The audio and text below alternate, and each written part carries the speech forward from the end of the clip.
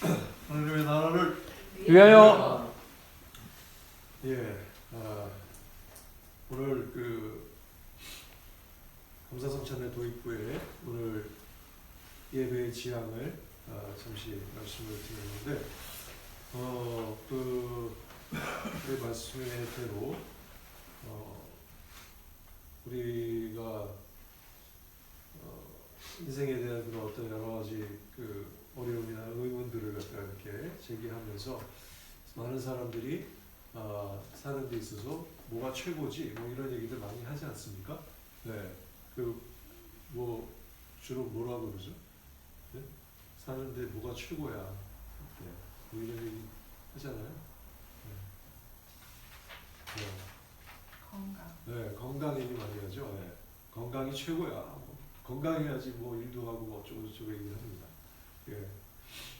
틀린 말인가요? 맞는 말인가요? 맞는 말이죠. 네, 맞는 말이죠. 네. 또 그 말고도 또 있죠. 또 뭐가 있습니까? 네. 솔직하게 얘기하세요. 알면서 뭐 솔직하게 가지고. 네? 돈이 최고야. 뭐 이런 얘기 많이 하잖아요. 그죠? 돈이 있으면 뭐 웬만한 것들은 다 해결이 되고, 저도 돈이 좀 그런 생각, 저조차도 그런 생각을 해요. 돈이 좀 경제적으로 좀 안정이 돼야 좀 이렇게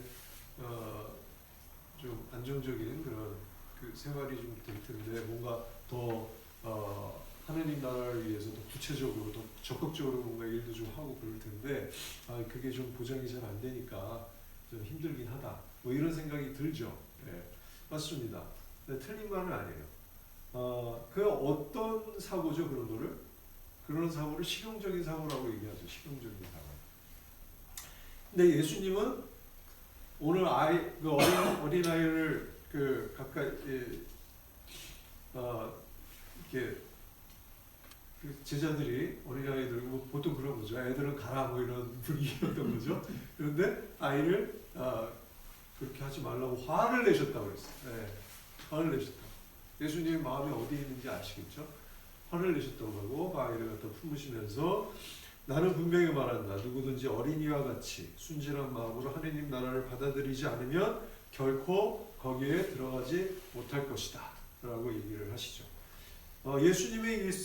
예수님에게 있어서 가장 중요한 최고의 인생의 최고의 목적 그리고 최고라고 얘기하시는 게 늘 같아요. 뭐죠?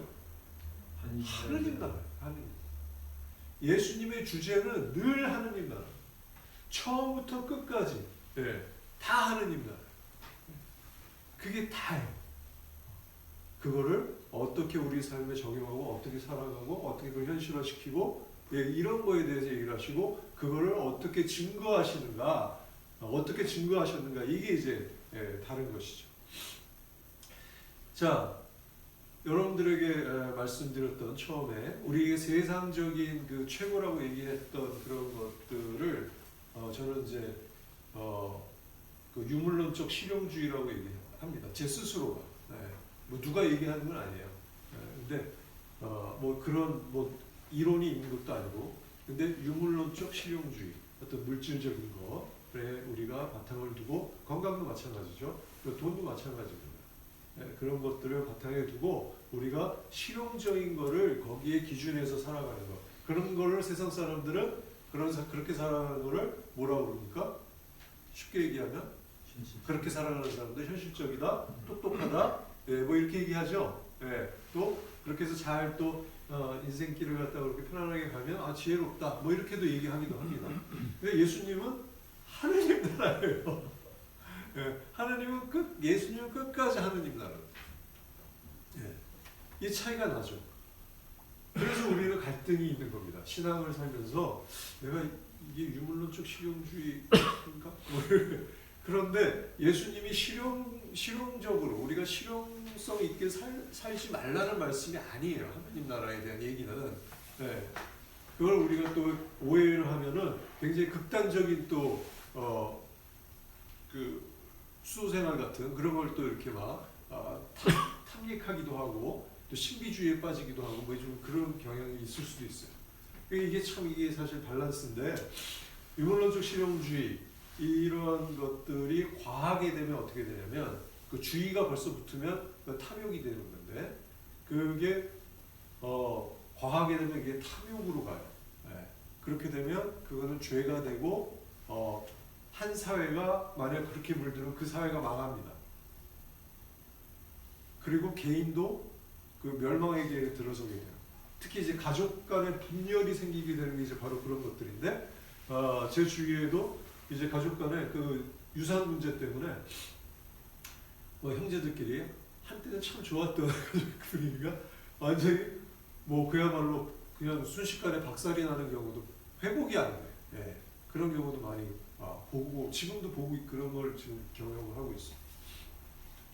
그래서 우리 성공회는 그 선교의 지표에서도 그래가지고 우리 5막스라고 하지 않습니까? 우리는 한국에서는 그것도 선교 정신, 5가지 선교 정신이라고 해석을 했지만은 정신이라는 말보다는 지표라는 말이 더 맞습니다. 네. 왜냐하면 그걸 가지고 우리가 선교적으로 잘 살아가나 안 하나를 갖다 분별할 수가 있기 때문에 그 5가지가 처음에 나오는 게 뭐예요? 처음에 나오는 게 5가지 지표. 네? 하느님 나라를 선포하라. 네. 네. 다 연결돼 있어요. 하느님 나라를 선포하는 게 가장 중요한 겁니다. 그 하느님 나라를 선포하라. 그 다음에 이제 나머지 또 있죠, 그죠? 네. 그 교육 신자들을 교육하고 새 신자들을 교육하고 또 세례를 주고 양육하고, 그죠? 네. 그 다음에 이웃의 필요에 이웃들의 필요에 또 귀 기울이고 우리가 또 거기에 또 사회 정의, 예, 이 공동체의 정의를 위해서 또 우리가 활동을 하고 그리고 창조 질서와 그리고 환경을 보존하고 어떤 이것들이 이제 5가지의 그 하느님 나라에 대한 선교 지표인 거죠. 그 자체가 또 하느님 나라의 이 땅의 하느님 나라에 관련된 것이기도 하고요. 그리고 그런데 오늘 예수님의 말씀은 이 땅의 하느님 나라만이 아니라 예수님의 하느님 나라는 다 통합적으로 생각을 해야 된다고 누누이 말씀을 드렸습니다. 이 땅의 하느님 나라가 또 영원한 하느님 나라까지 연결이 되는 거죠. 그 영원에까지 영원을 얘기하시는 거죠. 근데 이게 말이 영원이라서 그런지 영원 10원도 아니고 100원도 아니고 이 영원이라서 그런지 우리 그 크리스찬들조차도 가끔씩 그 영혼에 대한 것을 좀 외면하고 살아가는 경향이 좀 있어요. 살면서. 이게 당장의 우리의 그러니까 우리도 알게 모르게 그런 유물론적 실용주의의 세상의 어떤 그런 것에 우리도 이렇게 물들어가면서 사니까 뭐 그럴 수밖에 없죠. 그걸 우리가 이해 못하면 안 되죠. 그거를 이해하는데 거기에 우리도 물들어가다 보니까 그렇다고 그것을 외면하면 안 되는 거예요. 왜? 예수님께서 우리에게 분명히 보여주신 가장 중요한 하나님 나라의 가장 중요한 내용에 포함되는 것이라서 그것이 너무나 중요한 것이 실제로 우리가 영혼에 대한 것을 맞닥뜨렸을 때 그때는 정말 입도 다물지 못하겠죠. 그 현실을 직시할 때. 지금은 우리가 실존적으로 그 영혼에 대한 것을 눈앞에 보지 못하니까 경험하지 못하기 때문에 그럴 수밖에 없는 거예요. 네. 그러나 그 가치는 말로 표현할 수가 없는 것이라는 거죠. 그렇기 때문에 예수님께서 그 당신 모든 걸 다 바치신 거예요. 그걸 근거하기 위해서. 그래서 우리는 하나님 나라는 그 하나님 나라의 주제는 궁극적으로 우리 인생의 희망이 되는 겁니다. 네. 궁극적인 희망인 거죠. 영원까지 이어지는 궁극적인 희망이 되는 것이고 그리고 삶의 의미가 되는 거고 내가 왜 사나? 하느님 나라 때문에 사는 겁니다. 하느님 나라 때문에. 내 건강 때문에 사는 것도 아니고 돈 때문에 사는 것도 아니에요. 그거는 그냥 실용적인 우리가 이용하는 하느님께서 허락하신 걸 뿐이지 그런 유물론적인 그런 기회일 뿐이지 그 자체가 목적이 될 수는 없는 거죠. 우리 삶의 의미가 거기에서 하나님 나라에서 파생이 되는 것이고 그리고 늘 하나님 나라를 살아갈 때 하나님께서 늘 우리와 동행하시겠다는 임마누엘 늘 너희와 함께하겠다. 또 성령을 보내주시고 너희와 늘 함께할 때 잊지 말아라 했던 그 말씀 예, 늘 우리가 동행하시는 것이 바로 우리에게는 의지요 힘이 되는 겁니다. 그것을 우리가 기억하면서 우리가 매일매일 감사할 수 있는 거고, 예, 감사할 수 있는 거고, 그것이 우리의 삶의 찬미가 되는 겁니다. 그리고 이 모든 것들은 그야말로 대단히 신뢰할 만한 근거를 바탕으로 세워져 있는 믿음이라는 거예요. 예수님이 그걸 갖다가 하셨습니다. 그러니 우리가 그런 믿음의 길에 접어든 사람으로서, 하나님의 그런 자녀가 된 사람으로서 그것이 어떻게 축복이 되지 않을 수가 있겠어요. 여러분들 이거를 잠깐 우리 종교사를 한번 보면서 이게 얼마나 다른가를 갖다 한번 느껴보시기 바랍니다. 여러분들 문명의 요람이라고 하죠. 문명의 요람.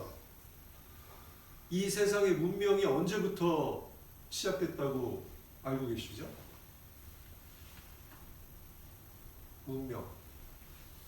문명이라고 하면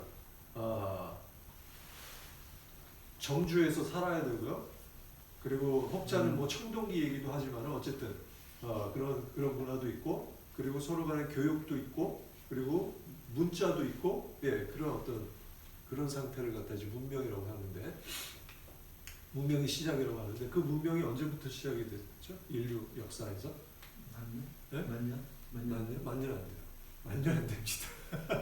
만년도 안 돼요. 만년 너무 많이 잡으셨는데, 예, 생각보다 얼마 안 돼요. 메소포타미아를 제일 오래 두는데, 그래봐야 좀 길게 잡으면 한 6천, 그냥 적당하게 잡으면 한 4,000년. 예, 예. 문명의 역사가, 문명의 요람이라고 하는 게 그거밖에 안 돼요. 근데 그 문명의 요람 안에는 전체 사람들이 사니까 거기에 이제 종교라는 게 생기기 구체적인, 그 전까지 있었던 그냥 그 자연 신교가 아니고, 자연적인 종교가 아니라 그냥 사람들이 모이면서 그 종교라는 게 이제 생기기 시작하는 겁니다. 예, 생기기 시작해요. 자, 한번 생각해 보시죠. 그게 많지 않으니까. 자, 저 왼쪽 우리 세계 지도를 머릿속에 쫙 한번 펼쳐 보십시오. 그 아프리카 북동부, 예, 거기에 뭐가 있죠? 이집트에 그 나일강 있지 않습니까, 그죠? 예, 그 나일강 주변으로 해서 거기에 종교가, 그 문명이 생겼죠. 그 문명이 생긴 게 약 한 3,500년 정도 봅니다. 예, 3,500년.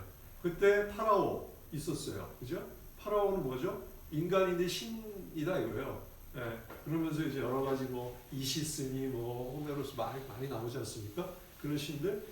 그게 일종의 그 지배하기 위한, 그죠? 예, 지배를 위한 어떤 하나의 종교였죠. 종교 이름도 없어요, 딱히. 예, 그 이집트 문명 안에서는 그런 건 없습니다. 그리고 그 문명은 이제 한 3,000년 정도 그래도 지속되다가 사라졌죠. 예, 사라졌어요. 다 페르시아에 먼저 지배당하고 그다음에 다 사라졌어요. 없어졌어요. 이집트 종교도 없어졌어요. 자, 위에 바로 위에 또 뭐가 있죠? 그 이집트 바로 위가 지중해잖아요. 지중해 그 바로 위에 어떤 나라가 있습니까? 그리스. 예, 그리스도 여러분 잘 아시겠지만은 그리스도 기원전에 이미 사라졌다가 다 망했다가 1800년대 이제 넘어서서 이제 독립운동 또 뭐 이렇게 하면서 이제 겨우 이제 생겨난 나라가 그리스잖아요. 예, 그리스 독립운동 하면서 1차 세계대전 이후에 이제 이렇게 하면서 간신히 다시 나라를 복원하는 거죠. 그 그리스 한때는 제국이었습니다. 거기도 나름, 예, 나름 그래도 뭐 아주 큰 제국은 아니었어도 페르시아까지도 뭐 이기고 막 그랬으니까. 근데 어쨌든 그 그리스의 문명이 등장하기 시작한 게 몇 년? 약 기원전 800년. 많이 잡아야 한 800년. 그래서 거기에 여러 가지 신들, 다신이죠. 여러 뭐 제우스니 뭐 그게 그렇게 했죠. 이게 나름 이제 서양 문명의 이제 어떤 초기 단계라고 얘기할 수 있고, 근데 어쨌든 그런 게 있었어요. 그것도 사라졌어요. 이 두 문명만 보면 그 종교라는 것이 굉장히 유물론적 실용주의. 그 자기들의 지배 체제를 유지하기 위해서 만든 그런 겁니다. 어떤 근거를 갖고 신이라는 걸 근거를 갖고 만든 것도 아니에요. 그냥 뭐 갖다 붙이고 뭐 고양이 머리한 뭐 신도 있고 다 갖다 붙여줘. 네. 그래서 만들었어. 다 사라졌어. 있습니까? 이름도 없어요. 남지 않았습니다. 자, 그럼 옆으로 잠깐 거기서 살짝 튀르키예 건너서 지금의 튀르키예 건너서 한번 살짝 홍해, 이집트 홍해 있잖아요. 홍해 바로 건너편에 그 반도가 무슨 반도죠? 아라비아 반도 있지 않습니까? 굉장히 큰 반도잖아요. 그 아라비아 반도에 그것도 이제 약간 북동부 쪽에 뭐가 있었습니까? 어떤 문명이 있었습니까? 메소포타미아가 이제 거기에 나오죠. 제일 오래된 문명이라고 하죠. 길게 잡으면 6,000년, 아니면 한 4,000년 정도 잡습니다. 그렇죠? 거기에 처음에 나왔던 문명이 수메르예요. 수메르. 그 수메르 문명에서 이제 거기도 마찬가지로 여러 종교들이 또 파생이 돼서 이제 진행이 됩니다. 그리고 그 문명들이 바빌론, 아시리아까지 다 연결을 해주고 그것이 영향을 끼치죠. 자, 그 종교들 뭐 지구라트라고 지금의 그 바벨탑이라고도 우리가 생각하는 그 지구라트라고 신전을 갖다 높이 지어가지고 막 했던 그게 아직도 남아 있습니다. 한 13개인가 뭐 정도 남아 있다고 하는데 그것들도 다 하나의 그 체제를 유지하고 하기 위해서 생겨난 종교들이었어요. 다 사라졌어요. 다 사라졌어요. 그리고 그 옆으로 살짝 넘어가면 또 바로 옆에 뭐가 있습니까? 지금의 이란이죠, 이란. 거기가 바로 페르시아잖아요. 그 진짜 제국의 역사를 볼 때 인류 최초로 전체 정말 다른 문화권까지 다 흡수해가지고 그 제국이라고 이름을 지을 정도로 큰 나라를 형성했던 게 이제 페르시아잖아요. 그 페르시아에 있었던 종교가 있습니다. 보통은 그 메소포타미아의 영향을 받았다가 나중에 이제 종교가 하나 생기죠. 그게 바로 페르시아의 종교 조로아스터. 조로아스터가 무슨 뜻인가 하면 조로아스터는 낙타를 다루는 사람이라는 뜻입니다. 그 유목민의 이름이죠. 그 사람이 있는지 없는지 언제 태어난지도 모르는 사람인데 그 사람이 만든 종교가 조로아스터교예요. 그때는 당시에 좀 유행을 했나 봐요. 그래서 페르시아의 종교가 됐죠. 지금 그것도 다 사라지고 명맥만 조금 유지하고 있는데 어쨌든 그것도 전부 다 지금 이슬람화 됐죠. 거기도 그렇게 됐어요. 그러겠던 종교. 그게 메소포타미아죠. 그리고 그 옆으로 이제 쓱 넘어가면 이제 뭐가 있어요? 바로 문명의 요람, 한 가지 또 있잖아요. 인도가 있죠. 인도가 있죠. 인디아 반도가 있죠. 인도가 처음에 이제 생긴 게 그것도 한 3,000년 정도 보는데 아리안 코카소스 산맥 러시아 쪽으로 이렇게 연결되어 있는 그쪽에서 아리아인들이 내려와 가지고 이제 원래 있었던 그 인도를 이렇게 지배하면서 이제 문명이라는 것이 더 생기게 됐다고 하는데 그 전에 게 인더스 문명이고 그 다음에 이제 또 힌두 문명이 이제 생기죠. 겐지스강까지 이렇게 연결이 되면서 그 문명의 시대에 그것도 사실은 이제 한 3,000년 정도 보지만은 그때 아리아인들이 내려와서 그 종교라는 걸 갖다가 만듭니다. 그게 베다라는 이제 그런 기록에 있는 것인데 거기에 인도에 처음에 그들이 내려와서 지배하기 위해서 기존에 있었던 원주민들을 지배하기 위해서 그 아리아인들이 만든 종교가 뭡니까? 힌두교가 아니에요. 여러분들 힌두교가 더 오래됐을까요? 불교가 더 오래됐을까요? 불교가 더 오래됐습니다. 그건 좀 이따 말씀드릴게요. 왜냐하면 엄격하게 좀 분리를 해서 말씀을 드리면 그렇다는 건데 처음에 그들이 내려와가지고 만든 종교가 브라만이에요. 브라만교. 그게 몇 년 정도 됐을까요? 그게 한 1500년, 네, 길게 잡으면 1500년 정도 돼요.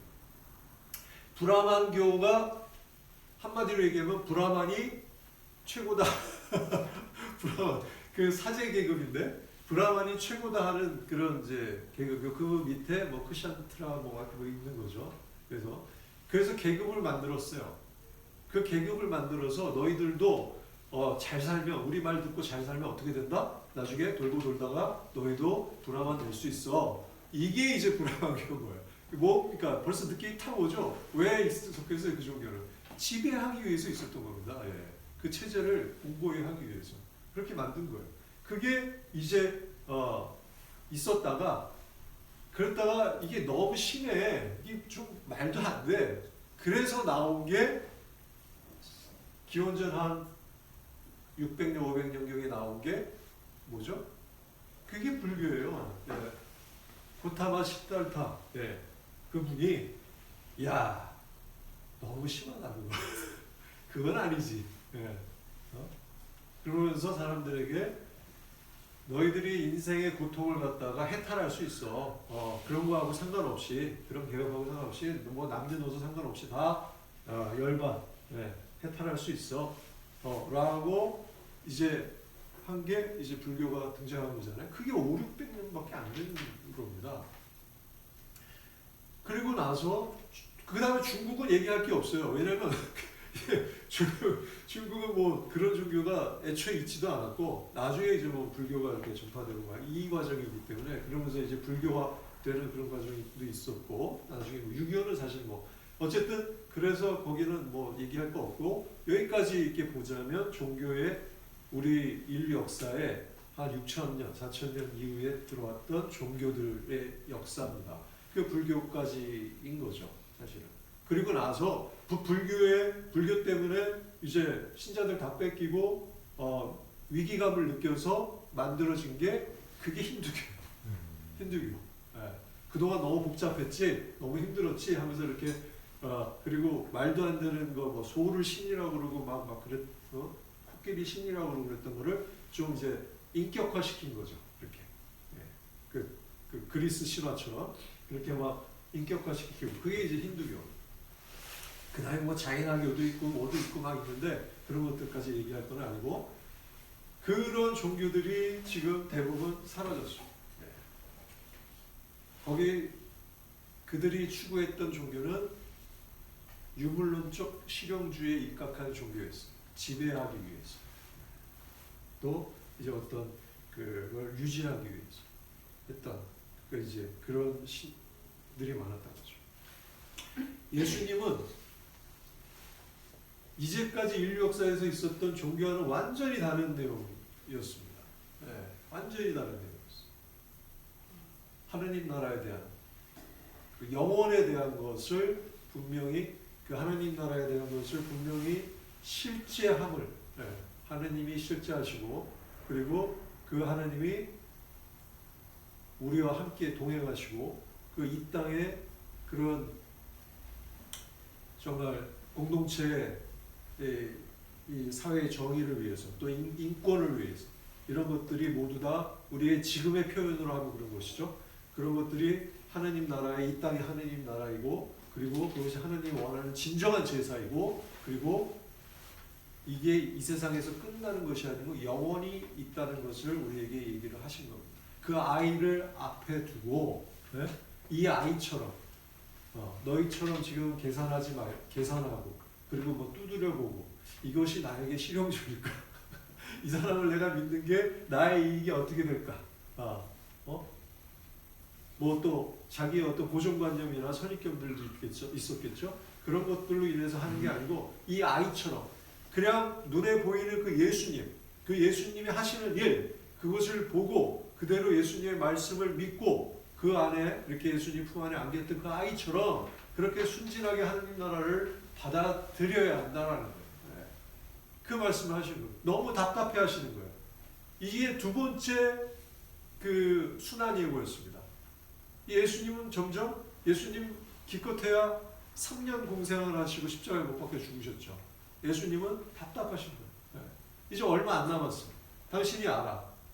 근데 여전히 믿을까 말까 믿을까 말까 아니면 죽일까 말까 심지어는 이러고 있는 상황이니 예수님 얼마나 답답하시겠습니까? 그런 마음으로 영혼까지도 하신 것이 말씀하시고 그리고 그 근거도 어떤 세상의 종교도 근거를 갖고 있지 않아요. 그 문명의 요람에 여러분들에게 말씀드렸던 그런 모든 것들이 근거가 없습니다. 믿을 만한 근거, 그것을 얘기했을 때 근거 없어요. 근데 유일한 예수 그리스도만 그 부활이라는 정말 실존적인 그 충격적인 경험을 사람들에게 보여줌으로써 알려줌으로써 그 근거를 분명히 하신 거죠. 내가 말로만 한 게 아니다. 라는 분명히 하신 거예요. 이게 우리의 믿음입니다. 참으로 우리가 얼마나 이 인류의 역사 가운데 예수 그리스도를 만난 것이 얼마나 큰 은혜인가. 종교사적으로도 굉장히 큰 사건이라는 거예요. 인류에게 이제껏 없었던 그런 믿음. 그래서 많은 사람들이 이건 그리스도교는 종교가 아니다 라고까지도 얘기하는 것이고, 오히려 그리스도교 역사 안에서도 보면 종교화될 때 그것이 다른 종교처럼 하나의 지배하기 위해서 아니면 뭘 유지하기 위해서 뭘 하기 위해서 다른 목적으로 종교화될 때 그때 그리스도교는 그 문화는 망하기 시작합니다. 썩기 시작해요. 그렇지 않습니까? 중세시대 때도 그렇고 요즘도 마찬가지죠. 그렇게 되면 이제 썩기 시작하는 거예요. 망하기 시작하는 거예요.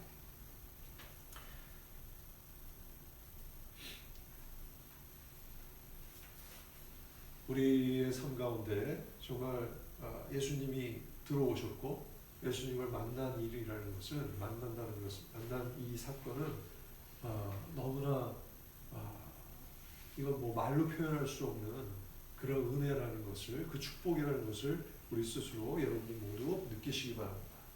정말 그것이 매일의 삶 가운데 내가 살다 보면 당연히 그럴 수 있습니다. 힘들고 지치고 또 삶의 의미가 내가 왜 사는 게 왜 이렇게 힘들지? 왜 이렇게 재미가 없지? 이럴 수 있어요. 그러나 우리가 늘 하나님과 예수님과 우리가 어떻게 연결되어 있는지를 내가 늘 의식하고 또 감사할 때 우리는 그 모든 것들, 그런 현실적인 그 유물론적 실용주의에 나도 모르게 이렇게 빠져있는 그런 상황에서 내 스스로가 벗어날 수 있습니다. 벗어나고 내가 정말 추구해야 될 것들. 그렇다고 실용을 버리라는 얘기는 아니죠. 우리가 실용적으로 살아가더라도 우리의 삶이 하나님과 밀접하게 연결되고 그리고 우리의 삶의 의미가 더 풍요로워지고 또 영원으로 이어지는 것을 우리 삶 가운데서 느끼고 또 체험할 수 있을 겁니다. 잠시 묵상하시겠습니다.